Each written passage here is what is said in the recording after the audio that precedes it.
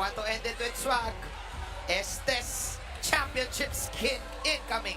Is this the answer? Malalaman natin yan. Narinig natin ang reaksyon ng mga tao dito sa ating venue. Again, isa na lang ang inaantay ng mga agents ng Blacklist International at Geek Fam. Kailangan nilang ma-extend itong laban. Praktisado to ni Hillman eh. Hillman na talaga siya eh. Medyo mahirap yung buhay ni Baloy. It's hard playing Arlott into Estes, lalo kapag roam. Pero if Geek Fam is able to pull ahead in the early game, mahihirapan din yung buhay actually ni Estes at ni Gord. So it has to come down to whoever gets the better control in the early game. Ang concern lang natin dito for Geek Fam is grabe yung momentum ng Blacklist International. Kapag mag-decide sila mag-group up, Terisla, Estes, Bruno, kasama Kai. Pero, you can also do the same thing. Pagdating late game, medyo nakakatakot din yung lineup dito ng Geek Fam kasi ang laki ng control nila for the Claude once again. Grabe, no, parang ano to, feeling ko for Geek Fam dito, ang isa din sa mga iisipin nila, ano bang unahan namin na item, pang kontra sa healing? Or damage ba agad? Kasi usually parang yung nagiging struggle kasi most of the time, early game, ganun talaga ang strength ng isang Estes, yung ultimo sa level 4. Yeah. Then again, kung ikaw ay kakalaban sa Blacklist International, isa yan sa mga kailangan mong, isa yan sa mga checklist mo eh. You don't give Estes kahit anong version pa yan ng Blacklist. Oo. Kahit kahit sinong players pa yan ng Blacklist. Number 1, skin nila yan. Number 2, ang taas ng mastery nila sa macro lalo pag yan yung hero. Kung paano yung galaw, no? Ayan, no?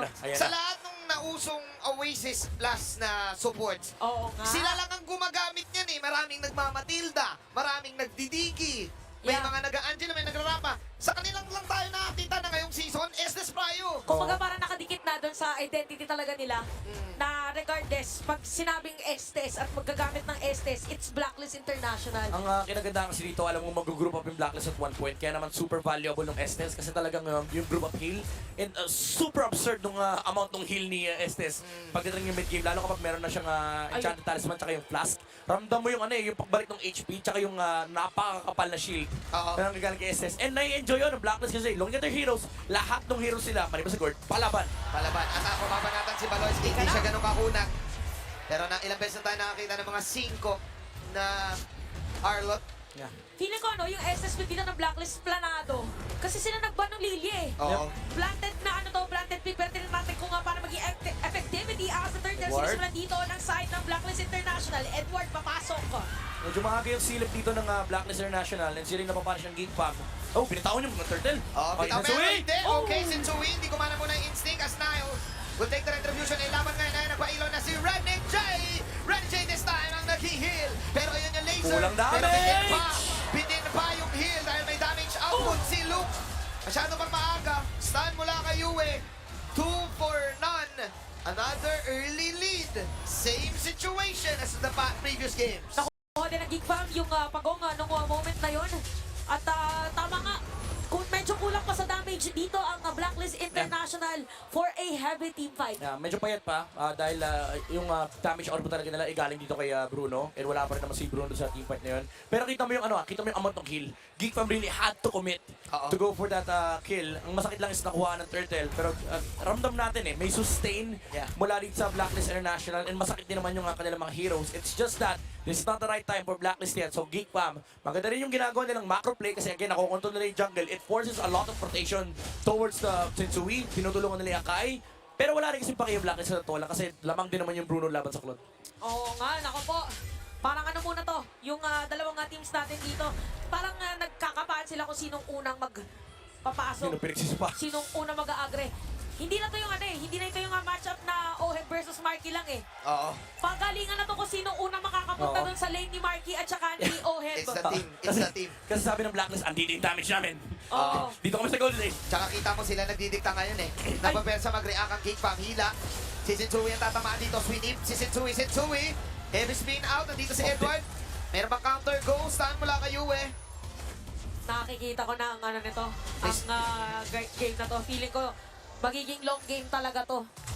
Parang parang in favor of Black. Sustain, Bessie. Netherrealm. Oo, ang dami. Oo. In terms of execution, ang daming ways for Geek Fam to actually win team fights versus Blacklist International. Ang mahirap lang dito, ang challenge for Geek Fam actually is mahanapan mo ng butas ang Blacklist. Kasi they will always group up. Yeah. Kailangan malupit yung final slash mo, pero may heal ni Renegade no matter what yung mga tao dito from the side of Blacklist International. Pero again, nakita natin very disruptive yung existence nung Lapu-Lapu, yung Oo. damage output ni Claude. Siyempre maraming sasalo nung Blazing Duet mamaya. Yeah. Pero you also have to think na ang plano lang naman ng Blacklist International dito is group up, Yeah. push the objectives, kumuha ng mga macro control, and it's now about to come for Blacklist. Kasi 5 Yeah. minutes na, mawawala na yung mga energy shields. So dito natin makikita kung gaano katindi yung momentum na kaya i-build up ng Blacklist. Nanakaw ni Edward. Napadaan lang. Ang gustong nakawin na orange buff. Ayun na, group up na, 5 minutes. Laban na to, Baloyski. Tinamaan ng Mystic Gush. Okay, may sweep na gagawin. Yun lang. Si Sitsui ang kanilang target. May burst down ba sila dito? Wala. Tower ang tinik. Yeah, objective lang for Blacklist Objective lang. International. Nararamdaman na natin yung pressure na binibigay ngayon ng Blacklist International against Geek Fam. At for Geek Fam ngayon, bawal sila magpadala sa mga gantong klase pressure. And it's really not about the early game. It's really not about the early laning. It's really about yung call ng Blacklist International on doing the macro plays. It's about the discipline. Oo. At ang dami natin beses nakita na may pinipilit kasi yung Geek Fam. They're trying something para i-disrupt yun. Pero Blacklist, sobrang composed. Na kahit na pumupunta ang Geek Fam, napapunish. Yun talaga yung word. Punish. Punish the mistake. Hindi mo naman masasabi na distinct din yung ginagawa ng para sa Pop. Kasi Geek Fam, to be fair, trabaho nila man-disrupt talaga. Yan ang concept ni Arlo Rome. Pero for Blacklist, Baloy! So kung sila dito, yung Estes ay nag-heal na. At yun na. Ika-counter go ba to? Binake na muna yung heal. So dito na sila medyo lugi, no? Yung group up na nilalabanan nila versus Blacklist International, this is their timing. Alam ng Blacklist, mas malakas sila ngayon. So Geek Fam, kaya ako nasabi kanina, they really have to find like creative ways to disrupt this momentum from Blacklist. Kasi ang gagawin ng Blacklist simula 5 minutes, mag-group up, magtutulong ng towers, kukuha ng turtle. Basta gagawin natin to lahat, mala Captain America sama-sama. Okay, walang matatamaan sa sweep. Pasok ngayon kay Renny J. They know na cooldown yung heal this time. Renny J is down. Gandang piko sa side ng Geek Fam. 4-0 para sa ating laban at Geek Fam pa rin atang dumiretso dito sa may turtle objective. But still Blacklist International, lamang pala si Naila against Sensui in terms of level din. Dami niya nanakaw, Bes. Muna kreto si Tsui. Nakakuha. So feeling ko ibibigay na lang din talaga muna ng Blacklist International itong pagong dahil kailangan muna nila dito mas bigyan pa ng space si Oheb doon sa kanya lane. Marky also has a golden staff. So another 8-minute game. Ngayon yung Berserkers. Another 8-minute game for the side of Geek Fam to have the lead. Yun ang call nila eh. Kapag ginamit na ng Renegade yung ult, pwede na natin i-go. That's why yun yung Kaya nangyari pala sa hindi top sila lane. umalis kanina. Hindi sila umalis. Tsaka, Parang and then, tagat pa. ito rin yung problem pag sobrang fundamental ng approach mo, no? Kasi yung turtle lane talaga, ang ginagawa ng Blacklist, lagi nandun si Edward. Lagi nandun yung explainer. So instead of going to the XP, pinara siya Geek Fam, maganda na golden, lucky like this one! Okay, napaut na naman si Renegade. Sensui with the heavy spin. Inalaban pa to ng side ng Geek Fam. Mag-out sila ngayon. Okay, they're just baiting out ults. They're just baiting out ults. Ano muna dito, sa Geek Fam, alam din nila na pag nag-extend sila doon, medyo magiging delikado kasi yung world din ay tumatalbog-talbog. Kung titignan ko yung laban ngayon, sobrang parang magkaiba sila ng nature. Yeah. Isa gusto magkakasama. Actually, ganun din naman yung isa, pero Yung isa parang 2-1-2-1. oo nga eh. 3-2-3-2.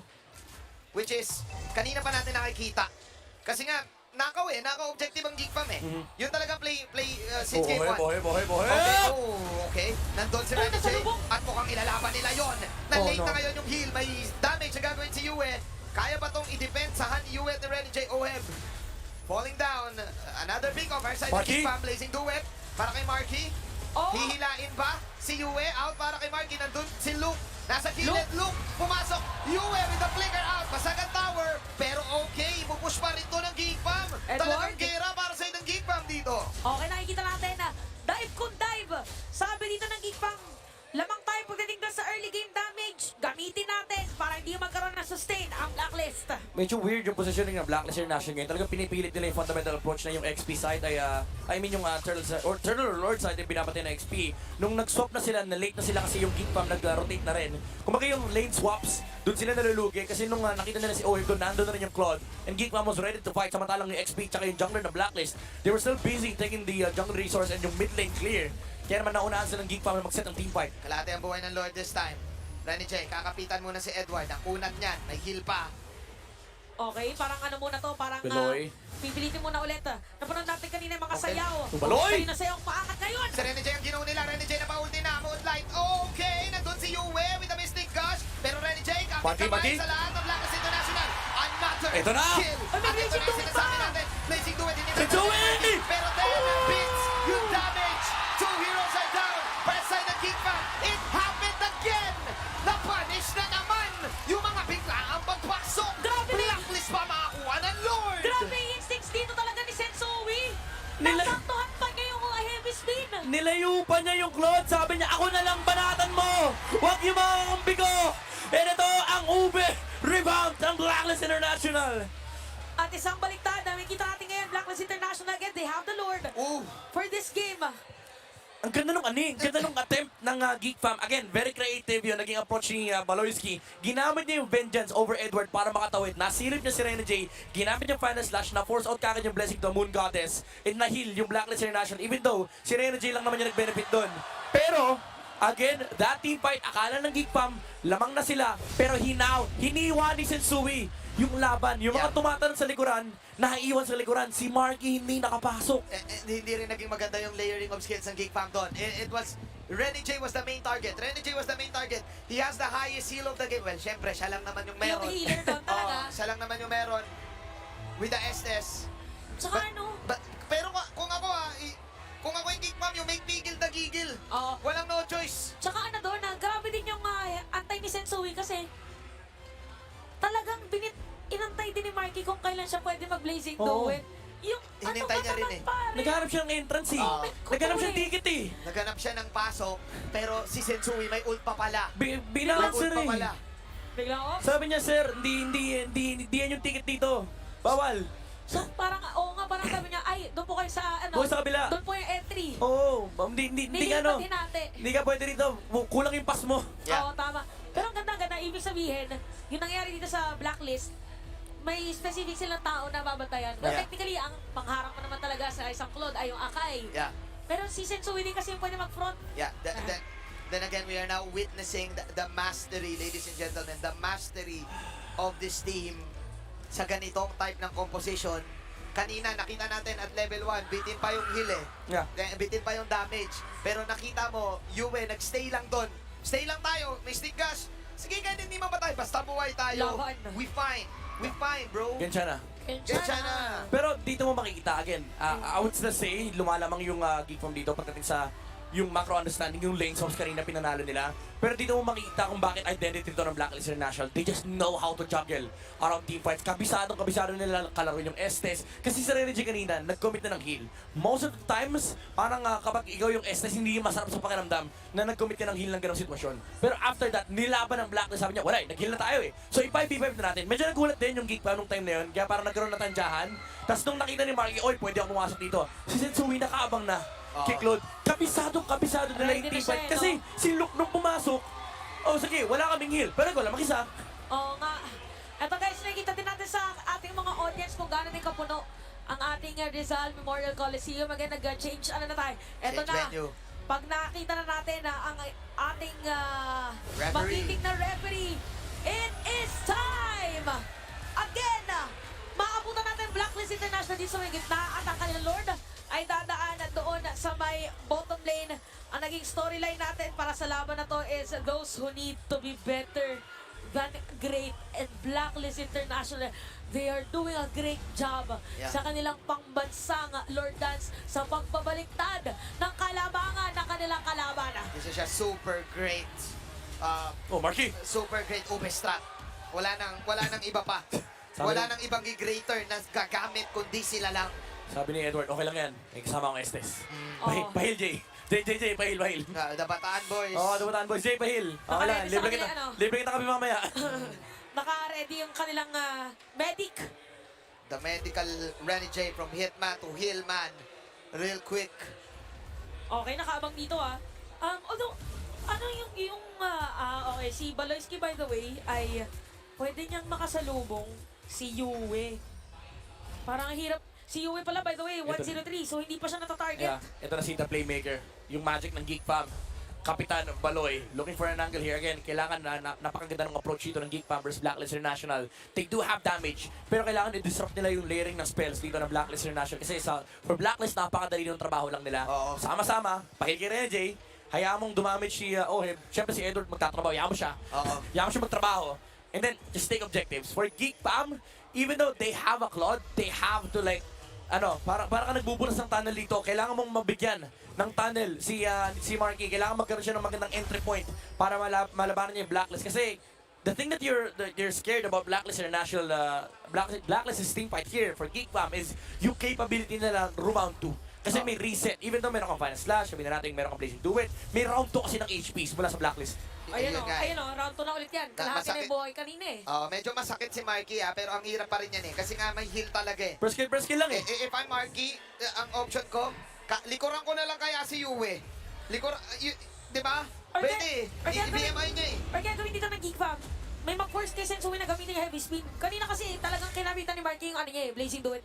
Kaso si Sensui nandun din eh. Nandun din si Sensui, nakaharang eh. Ano na to? Kumbaga, bukod sa story natin kanina na mind games ang pagtutod, kakaibang mind games dapat dito. Yeah. Pilitin mong magamit yung mga hindi pa dapat gagamitin. I have to say, it has to come to Aboy. Kailangan malabanan nila yung second round. Dapat napakaganda ng usage yung Netherrealm or yung pull mula sa Shadow Stampede. Kasi kailangan nila dito may bumaklas sa Blacklist International. It might be Edward, might be Renjay. Basta kailangan nila makakuha ng isang target. Kasi if maghabol yung Blacklist International, you are playing into Luke, Marky, and Baloyski na napakataas ng teamfight presence. The Arlott, they lapu-lapu in the Claude. Kapag na-outposition yung Blacklist International dito, mahihirapan din sila. And look at the bait. Geek Fam, there you Ito go. na naman, Geek Fam na naman ang lalaman dito. Nile! Babanatan si Oeb ngayon. Nile, binabanatan si Oeb. Tingnan natin, may heal ba si Oeb? Ayun na yung heal na hinihintay. Sensui! At Sensui, ganda ng ipit. At nako, ito na ba mag-counter go ng side of Blacklist International. Tumatakbo na ang Geek Fam. Marky! Nasa likod ngayon si Marky. Gubanatan si Oeb. Marky, wala siya BMI. Kaka-BMI lang. Aboy Pulado. At wala na si Aboy. Tinaboy. Walang nawala sa Blacklist International. The juggle. Mastery of the UP is real. Kakaibang sayo ang atin nakikita ngayon na ang mga karipas na mga bewang. At makikita natin for Geek Fam, parang ibipilit pa rin yata nila pero walang jungler ang makakalaban. Marky! At nawala pa si Marky dito. Oh my G! Mamasabi ka na lang ng Gensha na. Kasi okay talaga ang mga buhay ng mga kampe ng Blacklist International. May tore pa sa gitna, pero baka pwede na i-end the ball. Tignan natin, dahil si Yue na pabili na rin ng Winter 20 seconds! 20 seconds! And double yata! Ito na yan! Sa 20 gitna ng seconds! sira nila! Sino Is- unang dedepensa? Walang taga-clear na Beacon Wave para sa Geek Fam! Is this the end? Hindi na ba papayag? Yue! Hindi na ba papayag ang Blacklist International? Sensui! Sa Game 5, si Aboy na pinita na mag-ult, inipit, and the heal is real. But the Blacklist, kakalma sila, magbabak sila. Blacklist International, kamuntikang makakuha ng series win. Grabe din yung control. Actually, for Blacklist International, di ba may mga moments na gano'n na pipilitin na lang nila na double na to, wala na iba. Yeah. Pero meron pa silang second option or second chance. Dahil habang nangyayari yun, meron pa palang Lord sa may top lane na dadaan para sa kanila. This is it. Grabe, kailangan talaga ng Geek Fam makaharap ng butas dito sa juggle na ginagawa ng Blacklist. By the way, gusto ko lang i-highlight kanina, tinayuan ni Oheb. Tinayuan Si niya. Nile, hindi Lahat. siya nagdash, sabi niya may hasklo May ako. asklo ako. May heal pa ako ng sarili ko. And then nung nilayo ni Sensui, dun pa pumasok dito si Marky kaya nakapag-dash away din. Oo. Si Oheb. Nauubusan na ang Geek Fam ng Edward? oras. Oh, Para Baloy, si Baloy. Edward, confident na si Edward dito. Baloy, dash out. Anong magic ang gagawin ng Geek Fam? Meron, nag-i-exist ba ang Geek Fam magic? Dahil naglalaro sila ngayon sa poder ng Wow. The Black Box. Total heal for Renny J. Oh my G. 100k. Ilang layers ng HP yan Parang kahit that they had to go through. Parang kahit ikaw yung Geek Fam, ang hirap pag na tayo. Pag kinumpit mo yung total damage output, kailangan mo i-minus yan. Di ba? Parang kulang talaga, boss. Kaya nga naman ngayon nagtatapang na Yung hingal eh. ang Blacklist International. Kahit ako Oo. bihitan ng Geek Fam, Tama mo yung hingal sa huwag Geek na Fam. tayo mag-team fight. Lilikot si Oh, Baloy. Baloy. Tignan natin kung meron palakap dito. May heal na naman. Si Oheb ngayon ang binabanatan. Oheb na mawin siya. May ipit na naman kay si Chewy. Another round. Habang si Marky Oh my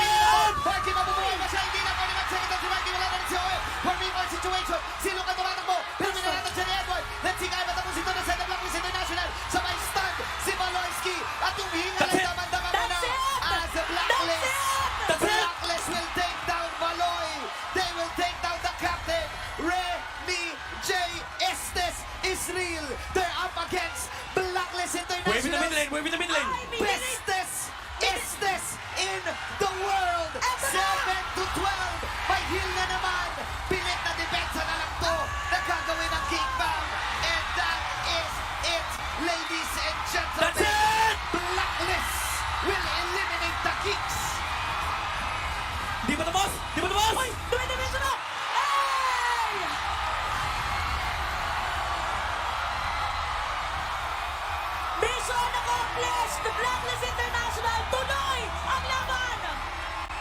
The bestest Estes in the world for this composition. Blacklist owning the series. Grabe! Again, yung naging story natin dito. Kailangan mong maging better than great. And Blacklist International, they are the best dito sa ating naging laban. Hindi, grabing instincts yun. Tsaka si Sensui parang naging tank. Limang beses nangyari yung team fight. Yung 5 beses nangyari yung pattern. Habulin si Oheb. Mag-heal. Pag kulang yung heal, harang si Sensui. Grabe nakabang. Magkang kudos pa rin, of course, para sa ating mga geeks. Boloyski and Marky, I'm sure everyone is proud sa kanilang pinatunayan din from MPL Indonesia sa naging run nila dito sa M5. At sobrang maganda ng ating serye na to. At kompleto pa rin ang ating mga representatives. Again, Ate Chantel, Manjin, and Midnight. Ibasa na muna natin sa ating host. Blacklist International is now sharing a few words with Geek Fam. Geek Fam, What a comeback para sa ating Blacklist International. Pero right now we have our Geek Fam from Indonesia. Palakpakan naman natin ang Geek Fam. everybody give him a big round of applause. Geek Fam, ikaw na lang Baloyski. What would you like to say to all your supporters and everybody watching from Indonesia? What else can we expect from you next year? Buat geek community, terima kasih yang udah dukung kita, and to all the fans here supporting us, the Blacklist fans, thank you guys, and to my family, sorry I didn't give the win, but yeah, I love you guys. Sorry, we will try harder next time.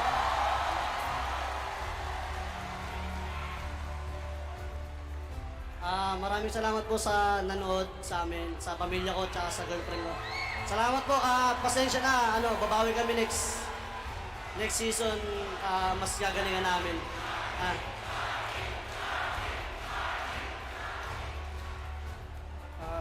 Sorry for Geek community and thank you.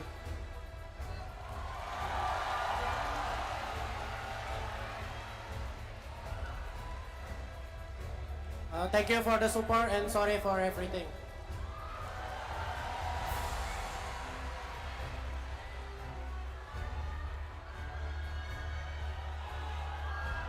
Thank you for the support. We will come back to Stronger.